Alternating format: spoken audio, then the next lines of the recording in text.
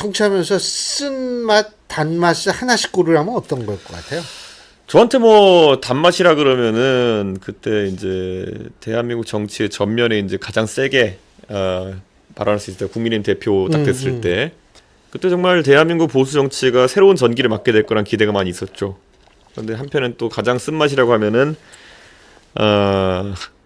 윤석열 대통령이 집권하자마자 당권 장악하겠다고 저뿐만 아니라 많은 사람들 공격할 때 저는 그 짧은 찰나와 같은 이제 우리가 서울봄 얘기하는데 보수의 봄이 왔었거든요. 근데 그때 이제 보수는 약간 왕당파적인 성격이기 때문에 네가 그래도 대통령한테 꼽혀야지 뭐 이런 식으로 하는 사람들이 있었는데 그랬으면 이미 그 오래전부터 망했을 겁니다, 저는. 그러니까 저는 좀 안타까운 게요. 같이 갈 수도 있었다는 거죠. 그런 좀 상태가 안 좋은 그런 사람이 나타났을 때 좀 보수가 냉정해져야 되는데 이 덩어리짐 또는 좋은 게 좋은 거지 하다가 이렇게 망한 거죠. 그 상태가 안 좋다고 표현하셨는데 네. 윤석열 전 대통령하고 이렇게 많이 보셨을 거 아니에요? 네, 이분이 좀 특이하다라고 느낀 건 언제부터예요? 저는 그냥 처음부터 제가 만났던 사람 중에 제일 특이하고 이상한 판단을 하는 사람이었다. 저는 이렇게 보거든요. 저희가 이제 저랑 정치를 한 건 아니지만 이제 처음에 이제 많은 국민들이 기억하는 게 당에 입당하는데 패싱 입당을 하잖아요.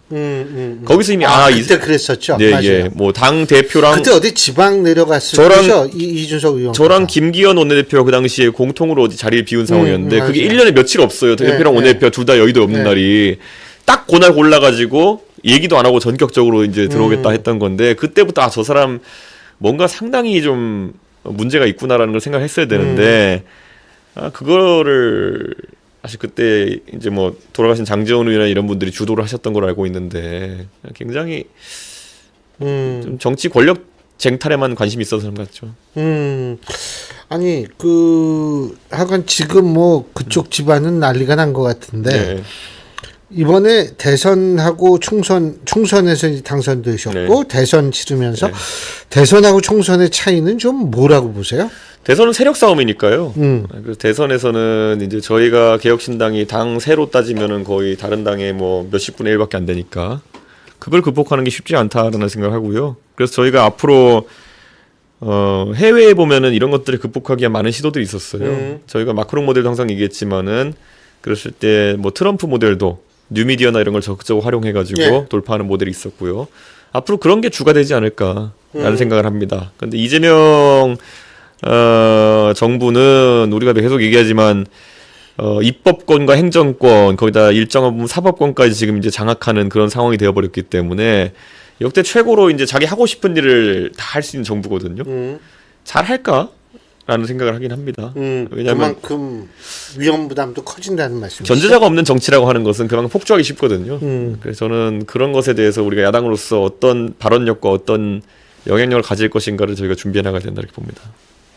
오늘 시정연설 듣고 오셨을 거 아니에요? 네. 어때요? 지금은 이제 정부 출범한 지 얼마 안 됐고 추경 얘기니까요. 뭐 추경은 다 좋은 얘기 갖다 붙여서 하는 거니까. 추경은 할 때보다 나중에 그럼 그 청구서를 누가 받아들이느냐가 중요하거든요. 굉장히 걱정됩니다. 예, 지금 이유가? 우리 김민석 총리 후보자. 저도 뭐 예전에 김민석 후보자랑 라디오를 1년 가까이 같이 하고 하면서 그분의 생각이나 많이 접할 기회가 있었는데 정치에 몰두해서 그런지 모르겠지만은 GDP 대비 국가 부채 비율이 뭐 20% 정도 되는 거 아니냐. 이런 거는 빚내서 지금 이제 추경해야 되는 그런 정부 입장에서는 아니 우리가 대출을 받으려면은 지금 나의 부채가 수준이 어느 정도인지 알아야 되는 거잖아요. 그런데 국정을 통할해야 되는 국무총리가 우리 한 20-30% 정도 빚지는 것 같은데 GDP 대비. 그러니까 뭐 더 빚져도 돼 이런 식으로 얘기하고 추경을 간다는 거는 내 통장 계좌도 잘 안 들여다보고 있는 상황이란 얘기거든요. 그래서 아마 대통령은 좀 다르겠지만은 김민석 총리 후보자 저는 뭐 다른 뭐 도덕적인 결함도 이제 많이 이야기하지만 그런 국정에 대한 무지가 굉장히 좀 우려스럽다 생각합니다. 근데 뭐 일각에선 김민석 총리 후보자 얘기하면서 뭐 반미주의자다 뭐 근데 진짜 그렇게 생각하세요? 반미를 했을 수는 있죠. 아니 과거에는 뭐 어떨지 그렇죠. 모르지만 지금은 아니지 않냐라는 지금도 반미하고 있으면 황당한 일이죠. 그렇죠. 그러니까 반미를 젊을 때는 뭐 그런 어떤 전두환 뭐 이후에 뭐 군사 정권의 연장선에 있었던 뭐 노태우 정권까지 이런 때까지는 그런 생각을 가지고 또 할 수 있었겠지만은 김영삼 민주정부가 출범하고 난 뒤부터 사실 이제 그런 반미가 민주화운동과 결부되는 것 자체가 이제 조금 의미가 퇴색했었거든요. 그렇죠. 더구나 지금은 예. 그런 시기가 아니죠. 그러니까 하다못해 노무현 대통령께서도 집권하신 뒤에는 결국에는 한미 FTA라는 이런 것에 대해서 전향적으로 이제 접근하셨고 이라크 파병 같은 뭐 미국과의 안보 이익에 동참한 일도 이제 하셨고 이랬기 때문에 저는 김민석 후보자의 생각이 바뀔 수 있다는 부분에 대해서는 평가하지만 한편으로는 이 방식이거든요. 본인에 대한 여러 가지 의혹이라는 걸 해명하는 방식 자체가 너무 고압적이었다. 예. 어제도 보면은 이틀째 청문회에서 적반하장으로 나한테 사과해라. 뭐 이러면서 공전시킨 거잖아요. 조금 우려스럽다. 오히려 저는 김민석 총리가 정치만 해온 분이기 때문에 총리 후보자가 오히려 그런 정치에서의 좀 유화적인 모습 보이지 않을까 기대했는데 너무 자만감을 보이는 것 같아서 안타깝습니다. 오늘 MBS 전국 지표조사 나온 거 혹시 보셨는지 모르겠는데. 저희 개혁신당 지지율만 봅니다. 저희. 아, 그죠. 예. 아니, 꾸준하더라고요. 진짜 별 큰 차이가 없는데. 예. 문제는 국민의힘 지지율이 예. 뭐 지난주보다 1%포인트 정도 오른 것 20%고 같은데 저희가 20%, 5%가, 예. 20% 개혁신당 5% 나왔는데 지금 개혁신당이 그래도 조국 혁신당보다도 훨씬 잘 나오죠 지금. 예? 교육분으로 잘 나온다. 예. 근데 이거 이렇게 보면서 국민의힘이 지금 가장 큰 문제점 뭐라고 보세요? 저는 의존성을 이제 떨쳐내지 못했다. 뭐냐면 여당 생활하다 보면요. 특히 지금 22대 국회의원들 같은 경우에는 우리가 최근에 이런 게 있잖아요. 챗GPT를 너무 많이 쓰는 사람은 뇌의 일부분밖에 쓰지 않는다. 뭐 이런 게 있잖아요. 네. 근데 여당 국회의원을 시작하신 분들은 입법도 보통 정부 기관과 협조하에서 많이 했고 정부 부처와 협조하는 많이 했고 자료 같은 것도 좀 제공받기가 편하고 이러다 보니까 의정활동 좀 쉽게 해온 지금까지 상황이었죠.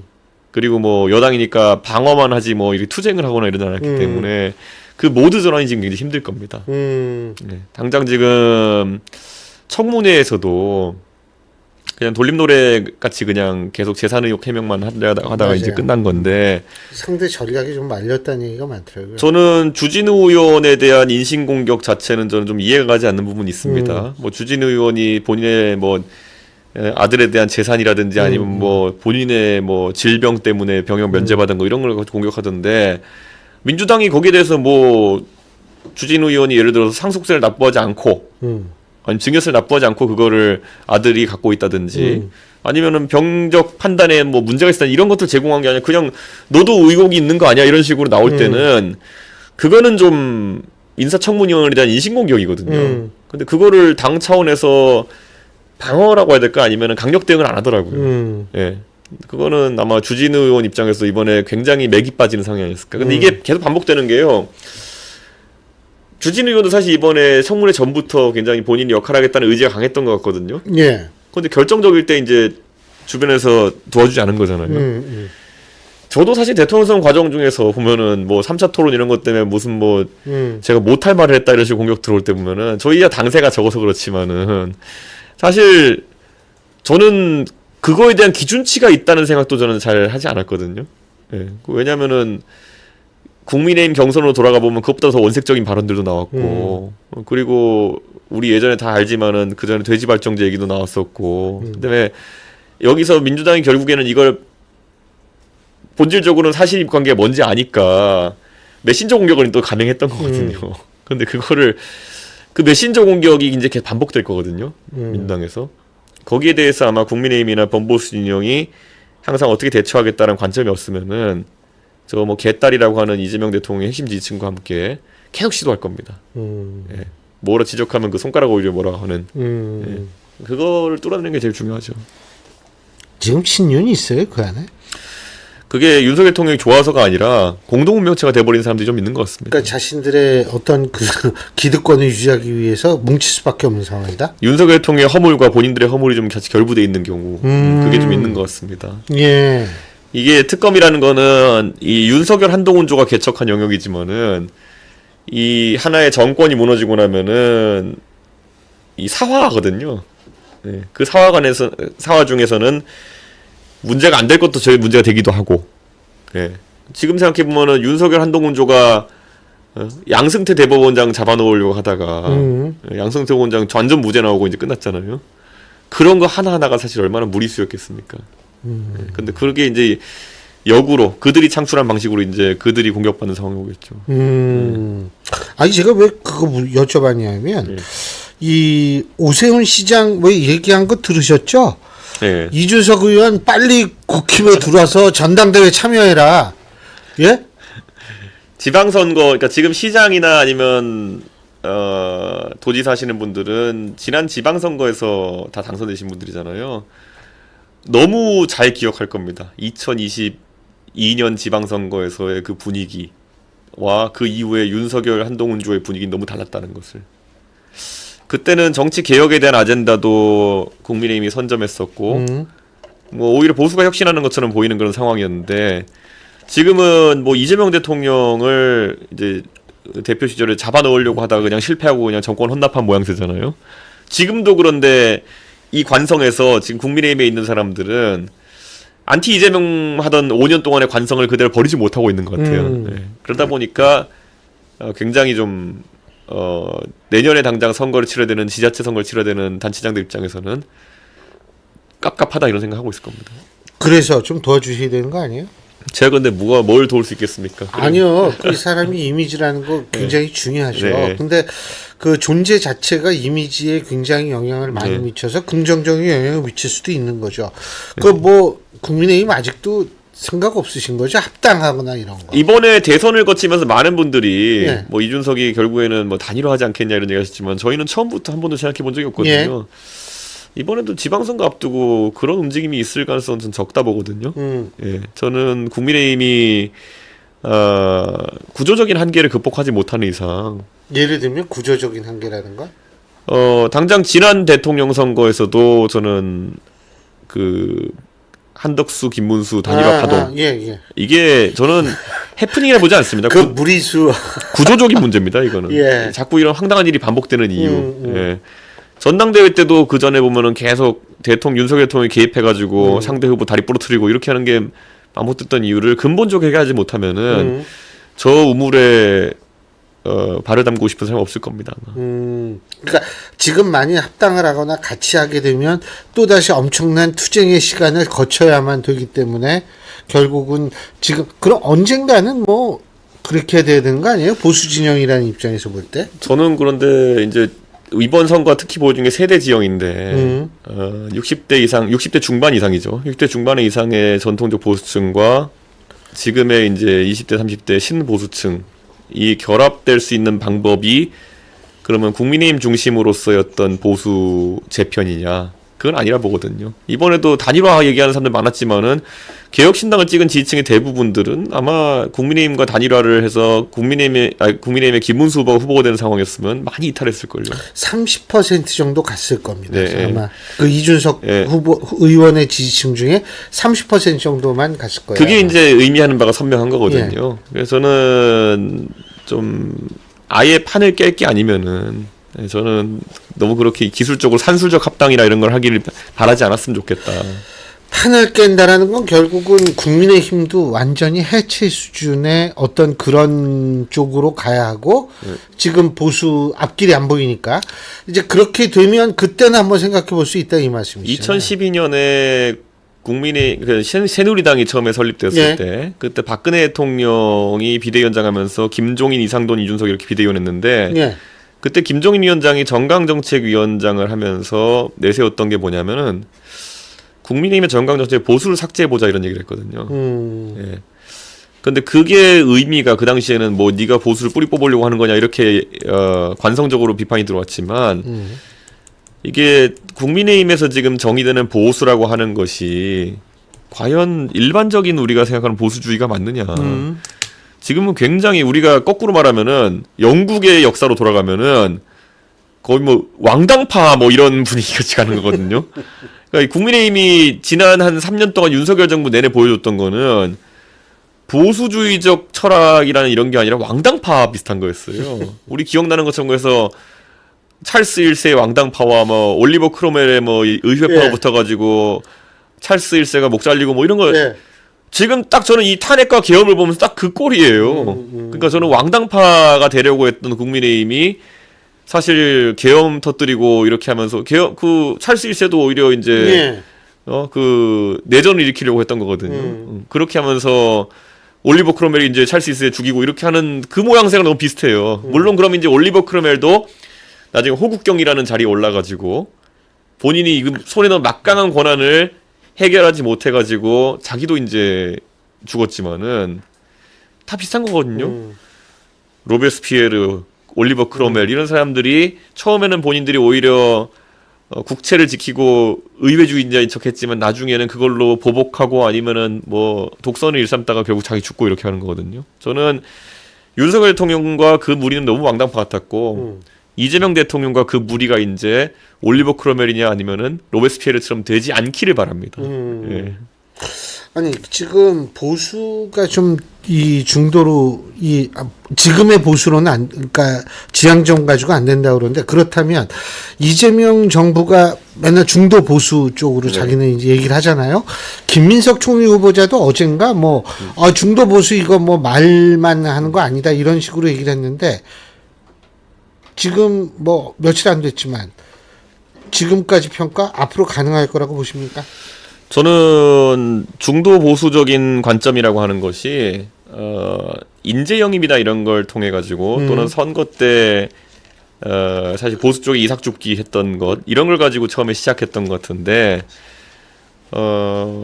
대한민국의 보수 자체가 지금처럼 국민의힘으로 대표되는 약간 수구적인 모양새로 비춰질 때는 그런 인재의 영입이나 이런 것만으로도 대비가 될 수가 있어요. 근데 결국에는 스펙트럼이라는 것에서 보수적 경제관이나 아니면 보수적 안보관 이런 것들이 민주당에 투영되기는 어려울 것이다 이렇게 봅니다. 이번에 노동부 장관을 이제 민노총 계열로 이제 임명했잖아요. 그런 게 어떻게 중도 보수적일 수 있겠느냐라는 생각을 합니다. 제가 그분에 대해서 개인에 대한 평가라는 게 아니라 어쨌든 민노총의 철학을 따르는 분일 텐데 그렇다면 저는 경제관에 있어서는 좀 중도 보수가 되긴 어렵다 그렇게 봅니다. 아니 지금 뭐 이 결국 사람 쓰는 거 이런 것도 말씀하셨는데 그 송미령 장관은 어떻게 보세요? 뭐 관료들을 재활용하는 경우는 종종 있었거든요. 예. 물론 정권 교체된 상황에서도 그런 건 좀 이례적이긴 한데 원래 박근혜 정부 시절에도 뭐 그렇게 유임을 시키려고 하는 인사들이 있었고 저는 뭐 할 수는 있다 보지만 저는 이렇게 봐요. 이거는 지금 이제 제 추측인데 양곡법 관련해 가지고 선거 전에는 이재명 대통령이 굉장히 이것을 농민들의 표를 얻기 위해서 많이 사용했지만은 지금 당장 정권을 잡고 나서는 양곡법의 적용 범위나 이런 것이 굉장히 좀 좁혀져야 된다 생각하고 있을 겁니다. 그래서 그것을 하는 특임을 아마 홍미령 장관이 맡지 않을까. 예. 그러니까 원래 안보다는 많이 수정되거나 좁혀진. 그렇죠. 그리고 나중에 그것 때문에 농민들한테 욕 먹으면은 사퇴시키겠죠. 이거는 완전 이제 추측입니다. 그렇기 때문에 모르지만 아마 송미령 장관이 그런 역할에 나설 가능성이 있다. 예. 아니 이런 경우가 사실 없었어요. 과거 정권 이렇게 보면. 예, 그러니까 이게 정권이 넘어간 다음에 그런 경우 없었죠. 없었죠. 예, 이명박 박근혜로 갈 때는 그래도 이제 비슷한 뭐 예, 그거야 정권 재창출이라고 사이는 하니까 안 좋았지만 예. 어쨌든 그게 그렇다고는 치지만 예. 그리고 오늘 그 MBS 조사 제가 앞서도 네. 말씀드렸지만 여기에서 그 민생회복지원금 예. 민생회복지원금 비탄감 문제 예. 여기에 대해서는 반대 의견이 훨씬 많더라고요. 그렇죠. 예. 그리고 예를 들면 민생회복지원금은 뭐 제가 볼 때에는 찬성 의견이 많은 건 네. 사실인데 어떻게 평가하세요? 저는 그 두 가지 둘 다 굉장히 위험하다. 아까 말했듯이 김민석 후보자 같은 경우에는 전혀 국간 상황도 모르고 있었고 우리가 국가 부채가 이제 GDP 대비 비율이 한 70% 80%까지 가는 상황이 오게 되면요. 우리는 또다시 환란 비슷한 게 올 수 있다 이렇게 봅니다. 예. 그렇기 때문에 지금 이재명 행정부에서 그 국채 비율을 높이지 않기 위해서 계속 이제 원화 스테이블 코인 이런 얘기하면서 이제 사실 다른 자금 조달 방법을 만들려고 이제 하는 것 같거든요. 그 대선 후보 TV 토론 때도 스테이블 그렇죠. 코인 얘기 많이 했죠. 그런 게 굉장히 위험한 거다. 스테이블 코인은 이렇게 보시면 돼요. 뭐냐면 그 인터넷에서 거래되는 거래 수단으로서 이제 블록체인 상에 우리가 가진 통화를 1대1로 패깅해가지고 올려놓는 건데 이런 겁니다. 예를 들어 스테이블 코인이 한 2조 원 정도 발행된다. 그러면 2조 원 정도에 해당하는 스테이블 코인을 사기 위해 사람들이 2조 원을 여기다 넣을 거 아닙니까? 그럼 그 2조 원으로 예를 들어서 국채 같은 걸 사면은 그럼 뭐 국채 이자율이 몇 프로냐에 따라 그러니까 가지고 스테이블 코인 만드는 회사에서 담보로 예. 국채를 샀을 경우에 말씀하시는 예, 그렇죠. 거죠. 예. 그랬을 때 그거 정도가 거기에서 남는 이윤이거든요. 예, 그 서비스 운영하는 비용을 제하고 나면 이제 그게 그 회사의 운영 가능성인데 그러려면 아까 제가 2조 얘기했잖아요. 한 2조를 가지고 국채가 가지고 물가 상승 이런 고민했을 때 한 몇백억 남을 겁니다. 연간 한 1, 200억 이런 남을 거거든요. 그럼 그게 그 회사의 가치가 되는 걸 거거든요. 그러니까 그러면은 발행 규모가 상당히 커져야 될 겁니다. 예, 거기다 원화 자체의 불안정성이 있기 때문에 그래서 이제 미국 달러를 제외하고는 스테이블 코인이 거의 안 되는 이유가 그 화폐 불안정성 플러스 수요가 그만큼 되느냐. 그러니까 아니 달러는 예를 들면 우리나라에서도 뭐 이렇게 네. 살 때 주고 예. 쓸 수는 있잖아요. 그렇죠, 근데 그렇죠. 이게 원화 스테이블 코인을 가지고 있는데 예를 들면 다른 나라 가서 그거 쓴다? 그게 쉽지가 않죠. 그렇죠. 그리고 스테이블 코인이라는 것이 이제 어떻게 구현하냐에 따라 종류가 좀 다른데 자금 세탁이라는 걸 방지할 수 있겠느냐 이런 것도 꽤 중요하거든요. 저는 그래서 그렇죠. 저는 이번에 뭐 지역 화폐나 이런 것에 대해서도 많은 사람들이 그 코나이라는 회사에 대해서도 얘기하고 있지만 이권 사업들이 너무 많이 눈에 보입니다. 제가 특히 국회 거방에 있기 때문에 이번에 뭐 AI 퍼준다도 그렇고 굉장히 우려되는 부분이 많습니다. 옛날에 이제 제가 이제 뭐 정권을 막론하고 예. 이명박 정부 시절로 돌아가면은 그때는 친환경 또는 E 아니면 그린자 붙은 프로젝트들 그냥 그것만 갖다 대면은 전부 다 이제 맞아요. 돈 주고 특히 간에 건설 사업들 같은 경우도 이렇게 많이 들어가고 있는데 지금은 아무거나 AI 갖다 붙이면 그렇게 해줄 것 같은 기세거든요. 저는 이런 식의 그리고 저는 보수 정권이 좀 한심하다 생각하는 게 박근혜 정권 시절에도 최대한 긴축을 해가지고 돈 모아놓고 그 다음에 이제 보니까 문재인 정부 시절에는 그 긴축한 걸로 펑펑 쓰게 되고 윤석열 정부도 지금 긴축해놓고 지금 이제 이거 갖고 이재명 대통령이 펑펑 쓰게 만드는 거고 저는 보수 정권이 오히려 기재부 논리대로 너무 운영을 하다가 정권 맨날 뭐 탄핵으로 넘어가는 것도 황당하지만은 그 다음에 이제 오히려 그 다음에 민주당 정권이 돈 풀기 할 재정적 여력을 주고 있다. 그런 생각입니다. 지금 예산 기능 분리한다라는 건 어떻게 보세요? 기재부를 힘을 줄이겠다는 얘기죠. 네. 기재부가 국간지기 역할을 그래도 하는데 기재부가 그걸 못하게 하겠다는 거는 많이 퍼주겠다는 얘기죠. 그렇게 봐야죠. 근데 이게 지금 이제 일각에서는 지금 뭐 이란 이스라엘 전쟁이 뭐 휴전을 했다고는 하지만 어제인가요? 오늘인가 트럼프 대통령이 그런 얘기 했잖아요. 이거 오래가지 않을 수 있다라는 네. 얘기를 했는데 문제는 뭐냐면 이 전쟁 그리고 호르무즈 해협에 문제가 발생했을 때 이게 우리나라 유가가 오르면 유가만 오르는 것이 아니라 제조업 원가도 오르고 다 오르게 되거든요. 그렇죠. 이러면 이제 인플레이션이 이게 우리가 굉장히 걱정이 되는데 이 돈까지 풀면은 이게 그러니까 소위 말해서 민생회복 지원금 뭐 돈 현금은 아니라 그렇지만 현금성 지원을 하게 되면 인플레이션 걱정해야 되는 거 아닌가? 많이 걱정해야죠. 이런 얘기도 있더라고요. 많이 걱정해야 되고 실제로 일어날 거라 봅니다. 근데 그러면 금리가 올라갈 거 아니에요. 금리만 오르겠습니까? 저는 뭐 외화 환율도 많이 오를 거고요. 불안정성이 커질 것이다. 이거는 당연한 거거든요. 그런데 이거는 경제학 개론 수준의 얘기인데 사실 경제학 개론이 간단해 보이지만은 그게 기초인데 저는 뭐 호텔 경제론도 그렇고 너무 그런 기초가 되는 원리 원칙들을 무시하고 그 위에 뭘 쌓아올리려고 하는 것이 아니냐는 우려가 있습니다. 저는 정말 걱정이 되고요. 제가 며칠 전에도 페이스북에 글을 한번 썼는데 말 그대로 과시성 사업들을 뭐 AI 관련해서도 많이 하려는 것 같고 지금 내년 지방선거를 앞두고 부양해야 된다는 그 압박감이 너무 심한 것 같아요. 그런데 이제 그러면은 예를 들어 부동산만 놓고 본다 하더라도요. 우리 시청자분들 보시면은 문재인 정부 때 실패했던 게 뭐냐면 똘똘한 한 채 정책을 포기하지 않아서 그렇거든요. 그때 임대사업자 좀 풀어주고 하는 것처럼 했다가 바로 또 걷어들여가지고 시장의 신뢰도 잃었고 그러다 보니까 결국 똘똘한 한 채가 살아남아가지고 그 똘똘한 한 채가 어디냐 지금 우리가 이름을 아는 아파트들 뭐 반포의 원베일리라든지 이런 것들이 이제 아니면 강남에 있는 아파트 마용성인 아파트 이런 것들이 이제 똘똘한 한 채가 돼가지고 가격이 2배씩 뛴 거거든요.